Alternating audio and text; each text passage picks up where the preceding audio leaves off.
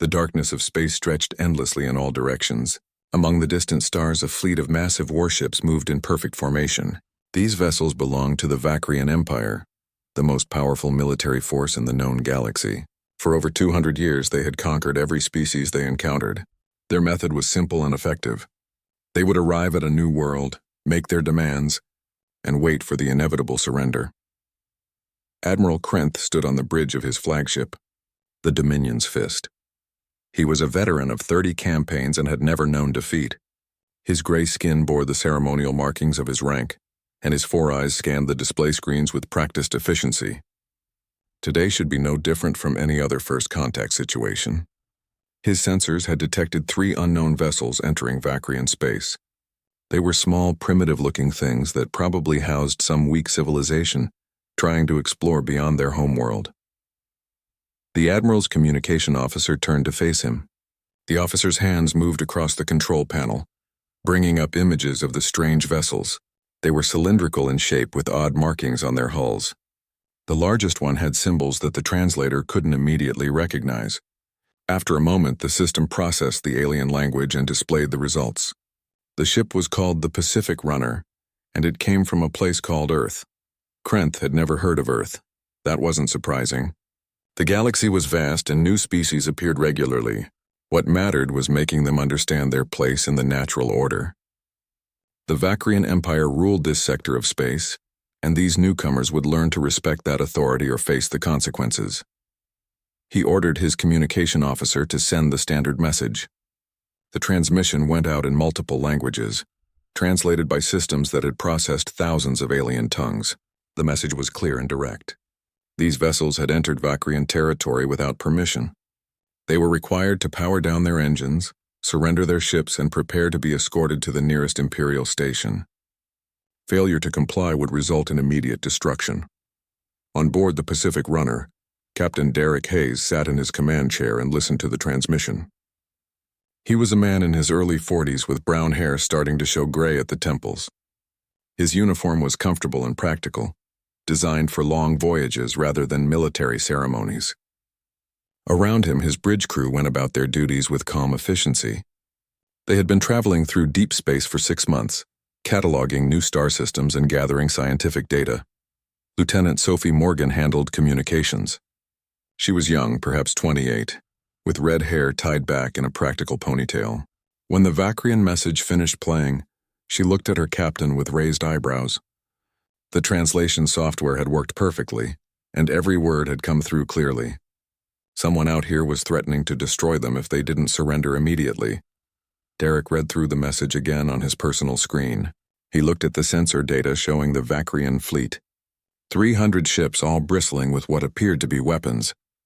The threat assessment system tried to analyze their capabilities but kept returning error messages. It couldn't properly evaluate technology it had never encountered before. Lieutenant Jake Porter sat at the weapons station, though the Pacific Runner didn't actually have any weapons to speak of. His job was to monitor potential threats and manage the defensive sensors. He was a tall man with dark skin and an easy smile. He leaned back in his chair and shook his head slowly. The thing was, the Vakrian threat didn't make any sense. Derek had read enough human history to know what military aggression looked like. But this message felt more like a bad joke than a genuine threat. The tone was so absurdly arrogant, so absolutely certain of its own superiority that it was hard to take seriously. He started laughing. He couldn't help it. The idea that these aliens thought 300 ships could threaten a human exploration vessel was genuinely funny. It wasn't that Derek was trying to be rude or dismissive. He simply found the situation amusing in a cosmic sort of way. Sophie tried to keep a straight face but failed. A giggle escaped her lips, and then she was laughing too. Jake joined in, his deep voice booming across the bridge. Within seconds, the entire crew was laughing. The navigator, the science officer, even the serious-minded chief engineer who rarely smiled at anything. Derek wiped his eyes and took a deep breath. He needed to respond to these Vakrians, and he should probably try to be diplomatic about it. Earth's government had sent them out here to make friends, not to start wars. He gestured to Sophie to open a return channel. The laughter had mostly died down, though a few crew members were still chuckling. Derek composed himself and spoke in his most professional voice. He thanked the Vakrians for their message and appreciated their concern about territorial boundaries. However, humanity was simply passing through on a peaceful exploration mission. They meant no harm and would be happy to establish friendly diplomatic relations. As for surrendering their ships, he would have to politely decline that offer. He kept his tone friendly and respectful.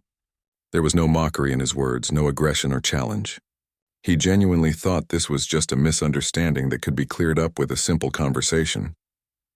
Before closing the channel, he suggested that perhaps the Vakrians might want to move along before things became awkward for everyone involved. The transmission ended. Derek turned to his crew and smiled. He figured the aliens would either accept the explanation or try to continue their ridiculous threats. Either way, the Pacific Runner would continue on its mission. They had 3 more star systems to survey before heading back to Earth. On the Dominion's fist, Admiral Krenth stared at his communication screen in absolute disbelief. The translator had conveyed not just the human's words, but also the emotional context. These aliens had laughed at him. They had received the full might of the Vakrian Empire's authority and responded with amusement. In 2 centuries of conquest, nothing like this had ever happened. Species begged for mercy. They tried to negotiate. Some fought back with desperate fury, but none of them laughed. None of them treated an imperial ultimatum as if it were entertainment. Krenth's 4 eyes narrowed. His hands gripped the armrests of his command chair hard enough to leave marks. These humans needed to learn respect, and there was only one way to teach that lesson. He turned to his weapons officer and gave the command that would change everything. The Vakrian fleet would open fire. Admiral Krenth gave the order with cold certainty. 300 Vakrian warships activated their weapon systems in perfect synchronization. The darkness of space suddenly blazed with light as plasma cannons charged to full power. Missile batteries opened and armed their payloads. Energy weapons hummed with barely contained force. This was the standard opening salvo that had broken the spirits of countless civilizations. The weapons officer counted down from 5. When he reached 0, the entire fleet fired as one. Brilliant streams of superheated plasma raced through the void. Missiles streaked forward, their engines burning bright. Concentrated energy beams lanced out toward the human vessels. The combined firepower was enough to reduce a small moon to dust. It was enough to level every city on a continental plate. The Vakrians had used less force to conquer entire worlds. The light show was spectacular. Colors that most human eyes had never seen danced across the darkness. The energy discharge was so intense that it would have been visible from planets several light-years away. For nearly 30 seconds, the weapons continued their barrage. Then, as quickly as it began, the firing stopped. The Vakrians waited for the inevitable result. There should have been a debris field. There should have been expanding clouds of vaporized metal and organic material. There should have been silence where the human vessels had been. Instead, through the dissipating energy clouds, the 3 human ships remained exactly where they had been. They hadn't moved. They hadn't dodged. They were simply floating there, completely intact. On the bridge of the Pacific Runner, Captain Derek Hayes blinked at his view screen. Pretty lights had filled space around his ship for about half a minute. Now they were fading away and everything looked normal again. He turned to Lieutenant Lisa Grant at the tactical station. She was a woman in her mid-30s with blonde hair and sharp blue eyes. Her job was to monitor any potential threats to the ship. Lisa checked her instruments carefully. She ran 3 diagnostic sequences to make sure her equipment was functioning properly. Everything came back normal. She looked up at her captain with a slightly confused expression. According to every sensor on the ship, nothing had happened. Well, nothing significant anyway. There had been some minor energy fluctuations in the surrounding space, but nothing that registered as dangerous or even noteworthy.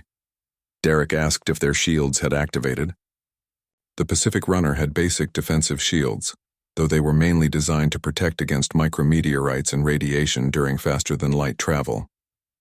Lisa shook her head. The shields hadn't even flickered.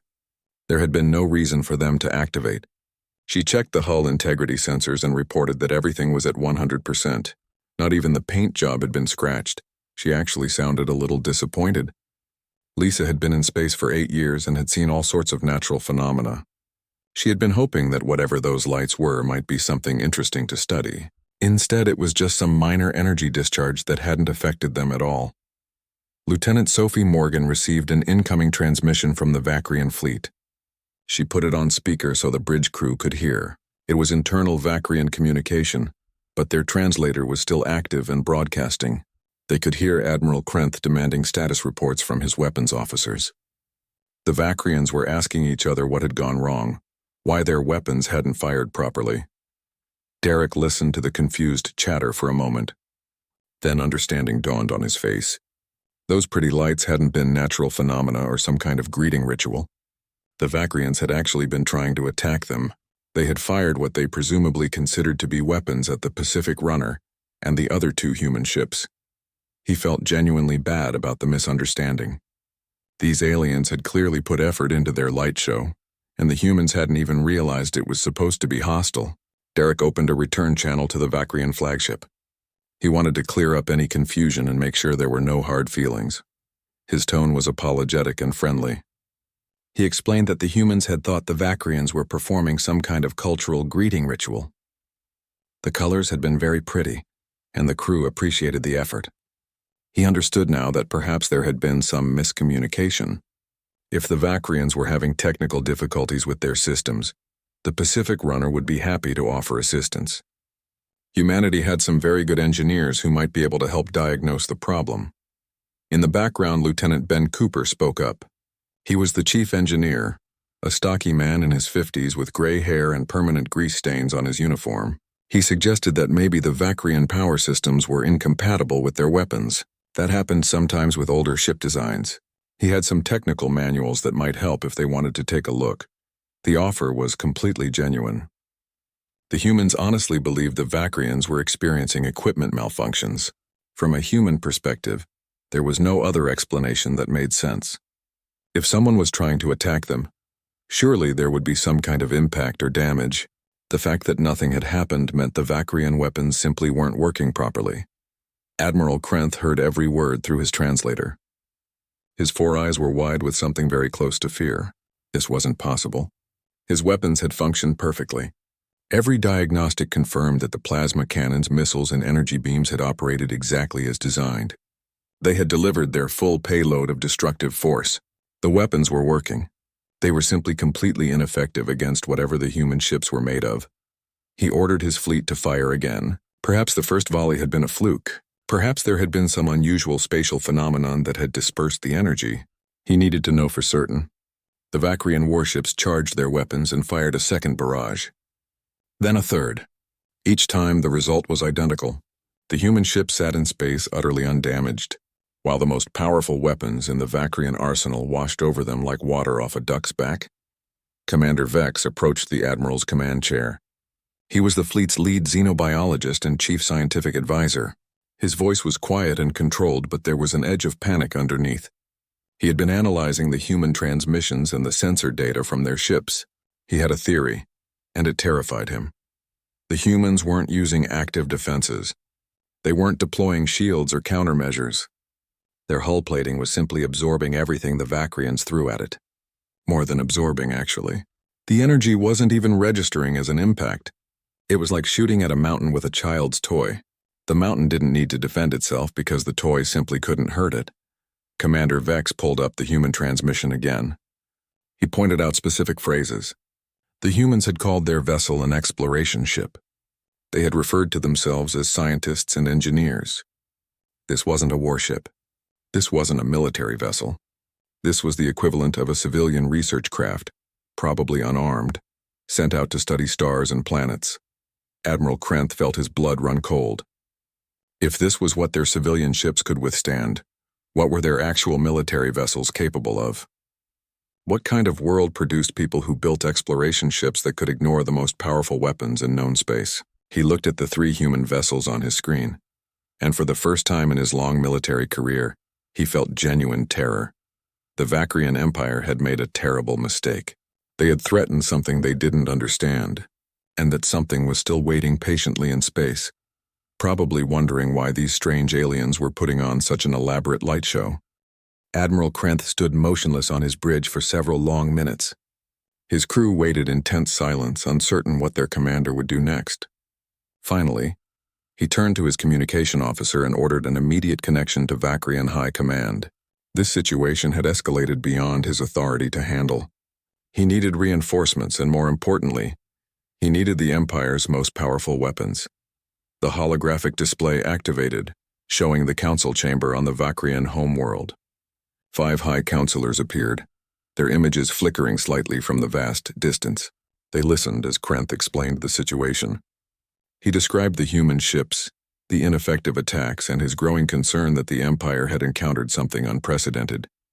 He requested authorization to deploy the Stellar Breaker. The council members conferred among themselves. The Stellar Breaker was not a weapon used lightly. It was a massive platform that required 30 ships to power and operate. It could crack a planet's crust and had been used only twice in Vakrian history, both times to make examples of worlds that refused to surrender. The energy requirements were enormous, and deploying it was expensive and time-consuming. However, the Council recognized the severity of the situation. If word spread that the Vakrian Empire had been humiliated by unknown aliens, other conquered species might rebel. The Empire's authority rested on the perception of absolute power. They authorized the deployment and ordered Krenth to wait for its arrival before taking further action. In the meantime, he was to gather as much information about these humans as possible. Krenth followed his orders.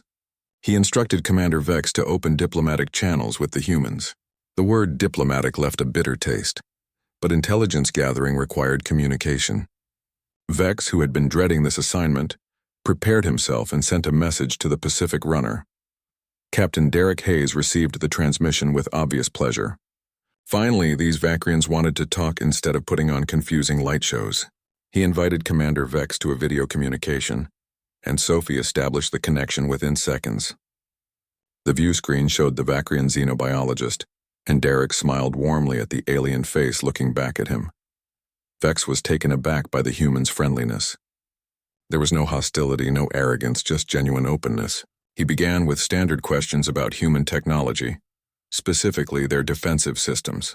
He tried to be subtle, approaching the topic from multiple angles, but Derek seemed happy to share information freely. Lieutenant Amy Price joined the conversation. She was the Pacific Runner's science officer, a woman in her early 30s with dark hair and glasses she didn't technically need but liked to wear anyway. She explained cheerfully that they weren't using any active defenses. The Vakrian weapons simply hadn't been strong enough to trigger their shields or damage their hull. Vex asked about the hull composition. Amy admitted she wasn't really an engineer, so she might get some details wrong. As far as she understood, the hull was made from standard construction materials. Something about refined metallic compounds with enhanced molecular bonding. She thought they used titanium steel alloys mixed with some carbon-based materials. But Ben Cooper could explain it better if Vex wanted technical specifications. The Vakrian scientist felt his heart sink. Standard construction materials. These humans had built exploration vessels out of what they considered ordinary shipbuilding supplies, and those materials could withstand weapons that destroyed battle stations. He asked, trying to keep his voice steady, what their military vessels were made of. Amy looked confused by the question. She glanced at Derek, who shrugged. Military ships used reinforced hulls, obviously. They were built for combat conditions, so they needed to be tougher than science vessels. Amy pulled up some basic information on her tablet and shared it with Vex. Military-grade hulls were approximately 30 times stronger than exploration ship hulls. They also had actual weapons and combat-trained crews. Commander Vex ended the conversation politely and turned off his communication screen. He sat alone in his quarters for several minutes, processing what he had learned. Then he began researching everything the Vakrian database contained about death worlds, high-gravity planets with extreme conditions that produced unusually resilient life forms. The data was limited because most death worlds killed Vakrian survey teams before they could gather much information. He sent a message back to the Pacific Runner with a simple question. He wanted to know about Earth, the human homeworld. What were conditions like there? What had humanity's evolution been like? Lieutenant Ben Cooper took this question. He was happy to share information about Earth. He pulled up planetary data and began describing humanity's home. Earth was a high-gravity world, about 1.3 times standard galactic gravity.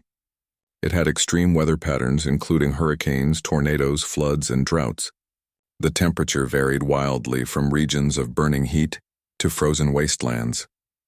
The planet was geologically active with earthquakes and volcanic eruptions. The atmosphere was corrosive to many materials because of its oxygen content. Earth had produced millions of species, many of them predatory. Humans had evolved as persistence hunters, chasing prey until it collapsed from exhaustion. They had also spent thousands of years fighting each other in increasingly destructive wars. Ben explained all of this in a casual, matter-of-fact tone. To him, Earth was just home.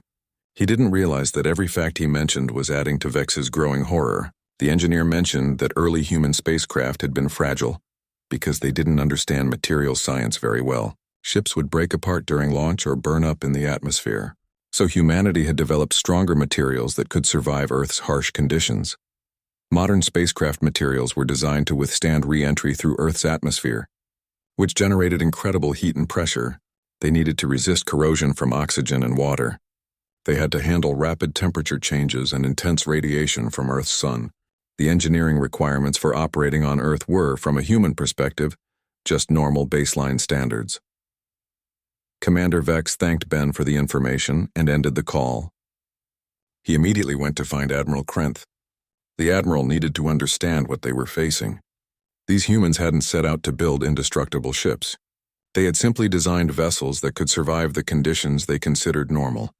Earth was a nightmare world that would kill most galactic species within hours. Humans had evolved in conditions so extreme that they considered them baseline reality. Their exploration ships were built to handle environments that Vakrian military vessels avoided. The materials they used for standard construction were stronger than Vakrian battle armor. Krenth listened to Vex's report with growing dread. The stellar breaker was en route and would arrive within hours. It was the most powerful weapon the Vakrian Empire possessed. It had never failed to destroy a target. But as he looked at the 3 human ships still waiting patiently in space, still cheerful and friendly, despite everything that had happened, he wondered if even the stellar breaker would be enough. The weapon platform arrived in a flash of displaced space. 30 Vakrian warships accompanied it, all connected by massive power conduits. The stellar breaker itself was an enormous construct, built specifically to deliver devastating force. It began charging immediately, drawing power from all 30 ships. The energy buildup was so intense that it created visible distortions in space. Derek watched the new arrival with interest. He asked Lisa if she knew what it was. She analyzed the sensor readings and suggested it might be some kind of power station, or perhaps a large communications relay. The energy signature was unusual but not threatening. She made note of it in the ship's log as an interesting technological curiosity. The stellar breaker reached full charge. Admiral Krenth gave the order to fire. The weapon discharged with a force that lit up surrounding space like a newborn star. The energy beam struck the Pacific runner directly, carrying enough destructive power to shatter a small moon. The explosion was visible from 3 star systems away. When the light faded, the Pacific runner was still there. Still intact, still completely undamaged. Derek opened a communication channel immediately. His voice carried genuine concern now. He asked if the Vakrians were okay. That last energy discharge had looked dangerous, and he wanted to make sure no one had been hurt. Lieutenant Chris Jordan sat at the helm of the Pacific runner. He was a quiet man in his late 20s with brown hair and a methodical approach to his work. His job was to monitor the ship's position, velocity, and environmental conditions. When the stellar breaker fired, his instruments registered a minor anomaly. He checked his readings twice to make sure they were accurate. Chris reported to Captain Derek that the massive energy blast had warmed their hull by exactly 0.3 degrees. He noted it in the official log as an unusual stellar phenomenon. The temperature increase was so minor that it would dissipate within minutes as the hull radiated the excess heat into space. He suggested that the science team might want to investigate the cause of the energy burst when they had time. Lieutenant Amy Price was already looking into it. She pulled up the sensor logs and analyzed the energy signature. From a scientific perspective, it was fascinating. The Vakrians had managed to generate and focus an enormous amount of power. The engineering required for such a feat was impressive. She wondered what they used it for. Perhaps it was a terraforming tool or a mining device for extracting resources from asteroids. Derek listened to his crew's analysis and felt a growing sense of concern. Not for his own ship, but for the Vakrians. They kept directing dangerous amounts of energy at the human vessels, and someone was going to get hurt eventually. These aliens clearly had powerful technology, but they seemed to have very poor safety protocols. He decided it was time for a serious conversation. He asked Sophie to send a message to the Vakrian fleet. Perhaps they should issue a general warning to other human ships about the unusual energy bursts in this region of space. Other exploration vessels might pass through here, and they should know to watch out for random energy discharges. Someone with a smaller ship might actually feel some effects. On the Dominion's fist, Admiral Krenth received this message and felt something inside him break. The humans were worried about warning their other ships. They were concerned that some of their vessels might be smaller and more vulnerable. The implication was clear and terrible. The Stellar Breaker, the Vakrian Empire's ultimate weapon, had been classified by humans as a minor environmental hazard, something to put in a navigation warning alongside solar flares and asteroid fields. Commander Vex stood beside the Admiral, his 4 eyes fixed on the view screen showing the Pacific Runner. He had spent the last hour calculating probabilities and running simulations. Every analysis led to the same conclusion. Humanity wasn't being arrogant. They weren't trying to intimidate the Vakrian Empire. They genuinely didn't perceive the Empire's weapons as threats. Vex tried to explain it using an analogy. Imagine an insect threatening an armored vehicle. The insect might believe it was being aggressive and intimidating. It might think its actions were threatening, but the vehicle wouldn't even notice the insect's attacks because they simply couldn't register as threats. The difference in scale was too vast. That was humanity's relationship with the Vakrian Empire. Humans weren't ignoring Vakrian military might out of arrogance. They literally couldn't perceive it as dangerous. Their evolutionary background and technological baseline were so different that Vakrian weapons fell below their threshold of concern. It was like trying to damage a mountain with a gentle breeze. Krenth asked the question that had been haunting him. If the Pacific Runner was really just an exploration vessel, what would happen if they encountered actual human warships? What would happen if humanity decided the Vakrian Empire was a threat? Commander Vex had no answer. His calculations suggested that a single human military vessel could probably destroy the entire Vakrian fleet without taking damage. The Admiral made a decision. He contacted the Pacific Runner and requested a diplomatic meeting. His voice was formal and careful, stripped of all earlier arrogance. He asked if Captain Derek would be willing to host a Vakrian delegation aboard his ship. He wanted to discuss establishing peaceful relations between their peoples. Derek agreed immediately. His response was warm and enthusiastic. Of course, the Vakrians were welcome to visit. He apologized for not offering sooner, but he hadn't been sure if such a meeting would be culturally appropriate. He gave coordinates for their docking port and said he looked forward to meeting them in person. Admiral Krenth gathered a small team. He brought Commander Vex for his scientific expertise and 3 security officers, though he harbored no illusions about what the security team could do if things went wrong. They boarded a small shuttle and made the short journey to the Pacific Runner. As they approached, Krenth got his first close look at the human vessel's hull. It looked ordinary. The surface was smooth metal with occasional markings and external sensors.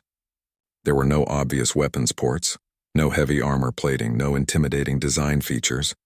It looked exactly like what the humans claimed it was, a peaceful science vessel. Yet this ordinary-looking hull had withstood everything the Vakrian Empire could throw at it. The shuttle docked smoothly, and the Vakrian delegation entered the Pacific Runner through the airlock. What they found inside shocked them even more than the ship's defensive capabilities. The corridor was wide and comfortable with pleasant lighting. The walls were painted in calming colors. There were decorative plants in containers along the walkway. A young human woman greeted them. She introduced herself as Lieutenant Kate Ross, the diplomatic officer. She was in her early 30s with dark skin and a friendly smile. She welcomed them aboard and offered to give them a brief tour before the meeting. Her manner was professional but warm, completely lacking any hint of superiority or threat. Kate led them through several sections of the ship. They passed crew members in the corridors. Some nodded politely at the Vakrian visitors. Others were engaged in casual conversation about everyday matters. One group was discussing where to have dinner. Another was arguing good-naturedly about some entertainment program they had watched. They saw the recreation room where off-duty crew members played games and relaxed. There was a small gym with exercise equipment, a library area with books and computer terminals. Everything spoke of a vessel designed for long voyages in comfort. This wasn't a warship. This wasn't even a ship expecting conflict. It was a home for people whose job was to explore and study the universe. Commander Vex felt a profound sense of displacement. He had served in the Vakrian military for 20 years. He had been on dozens of warships. They were always tense, efficient places focused entirely on combat readiness. The crew quarters were small and utilitarian. Recreation was limited. Every aspect of the ship's design reflected its purpose as a weapon of war. The Pacific Runner was nothing like that. These humans had built a comfortable, pleasant environment for their explorers. They had included amenities and luxuries that Vakrian military doctrine would consider wasteful. Yet this comfortable science vessel was more durable than the most heavily armored Vakrian warship. The contrast was almost painful to contemplate. Kate brought them to a conference room where Derek and several of his senior officers waited. The room had a large table with comfortable chairs. One wall displayed a window showing the stars outside, though Vex suspected it was actually a very high-quality screen. There were beverages on a side table, and Derek gestured for the Vakrians to help themselves. The human captain smiled and welcomed them properly.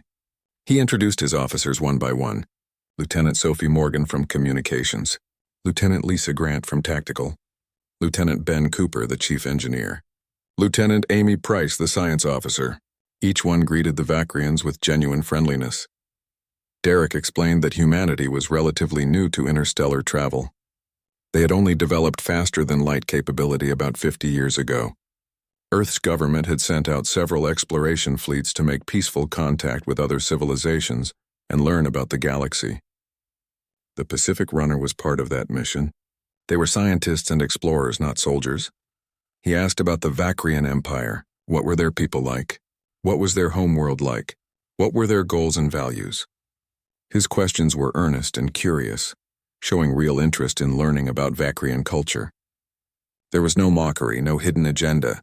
Derek genuinely wanted to establish friendly relations. Admiral Krenth found himself in the surreal position of having a pleasant conversation with someone who could probably destroy his entire fleet without trying. But as they talked, he began to understand something important. These humans didn't want to destroy anyone.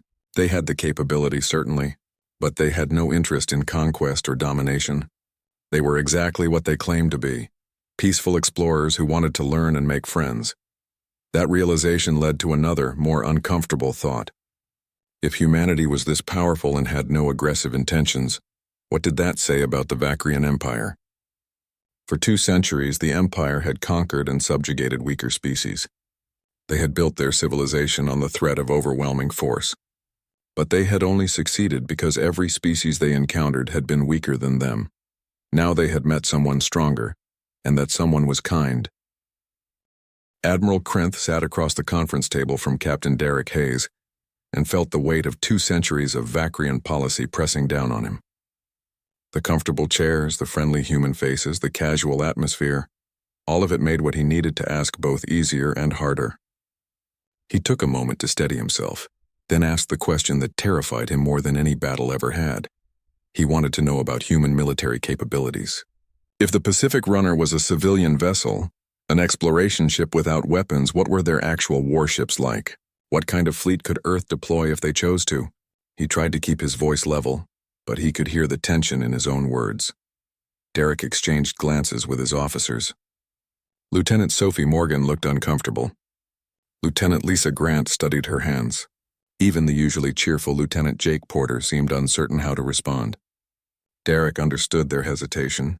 The Vakrians had tried to attack them, failed completely, and now wanted to know how much worse it could have been. Any answer might sound like a threat. Derek decided honesty was the best approach. He explained that Earth maintained a defense fleet, though humanity had never needed to use it against another intelligent species.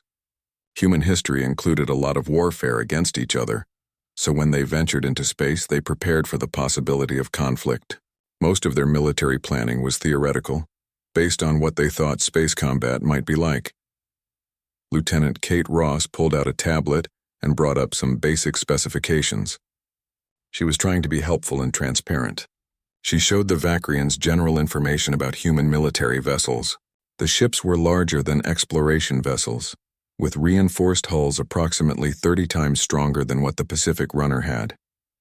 They carried various weapon systems including kinetic projectiles, directed energy weapons, and high-yield explosives. She emphasized that these were defensive vessels. Earth's government had no interest in conquest or expansion through force.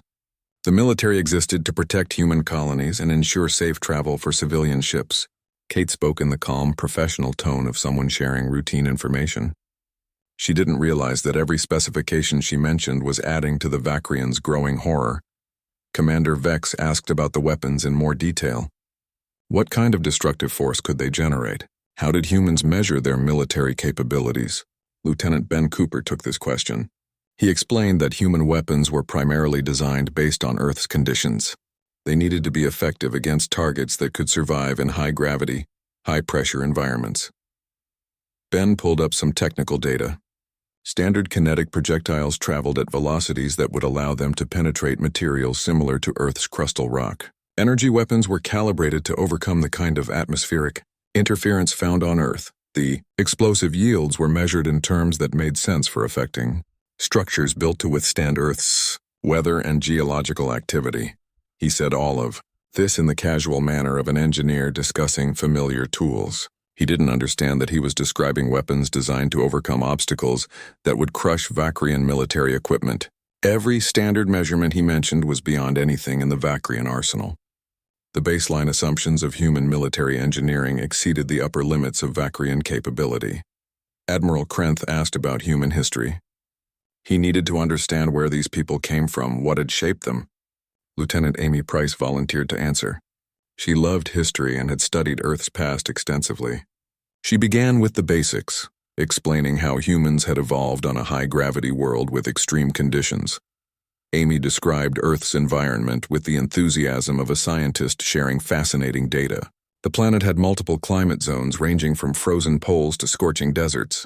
Weather patterns included storms with winds that could destroy buildings. The geology was active, with earthquakes and volcanic eruptions reshaping the surface regularly. Various forms of radiation bombarded the planet from its sun. Life on Earth had adapted to these conditions through millions of years of evolution. Humans were persistence predators, capable of running for hours without stopping. They could survive in almost any climate with basic tools. Their bodies could heal from injuries that would kill most species. They were, in biological terms, remarkably durable generalists. Then Amy moved on to human civilization. She explained that for most of their history, humans had been divided into competing groups. They had fought wars constantly, developing increasingly sophisticated weapons and tactics. They had built massive fortifications, created complex military strategies, and pushed the boundaries of destructive technology. Eventually, they had developed nuclear weapons capable of destroying their own civilization. The realization that they could annihilate themselves had finally pushed humanity toward cooperation. They had formed a global government and turned their attention outward to space. But those thousands of years of warfare had left their mark. Human engineering was influenced by military thinking. Human technology reflected the assumption that any structure might need to survive attack. Amy finished her history lesson with a smile, unaware that she had just described what the Vakrians could only perceive as a nightmare species. Humans had evolved on a death world, spent millennia perfecting the art of warfare, and then built a civilization with the technical knowledge to destroy planets. And now they were exploring the galaxy in ships that considered Vakrian weapons to be minor environmental hazards. Commander Vex sat in silence for a long moment. Then he spoke, his voice quiet but clear. He explained what the Vakrian Empire had been. A military power that expanded through conquest. They found weaker species and forced them to submit. They had done this for 200 years, growing larger and more powerful with each victory. They had never questioned whether it was right because they had never encountered anyone who could stop them. Now they had met humanity, a species so powerful that Vakrian weapons couldn't even register as threats, a species that had no interest in conquest, that wanted only to explore and learn. And that meeting had revealed an uncomfortable truth. The Vakrian Empire wasn't strong. They had simply been bullying those weaker than themselves. Admiral Krenth added his own thoughts. He said that the Empire would need to change. They couldn't continue their old policies knowing what they now knew. Other species out there might be like humanity, peaceful but overwhelmingly powerful. The Vakrians had been lucky that their first encounter with such a species had been with people who chose kindness over retribution. Derek listened to all of this carefully. He understood the position the Vakrians found themselves in. They had built their entire civilization on a foundation that had just been revealed as hollow. He wanted to help if he could, but he also needed to be clear about human expectations going forward. He proposed a path forward. Humanity had no interest in punishing the Vakrian Empire for past actions. Earth's government believed in diplomacy and peaceful coexistence. However, the humans would expect the Vakrians to change their approach to other species. No more conquest, no more forced submission. If the Empire wanted friendly relations with humanity, they needed to become the kind of civilization that deserved friendship.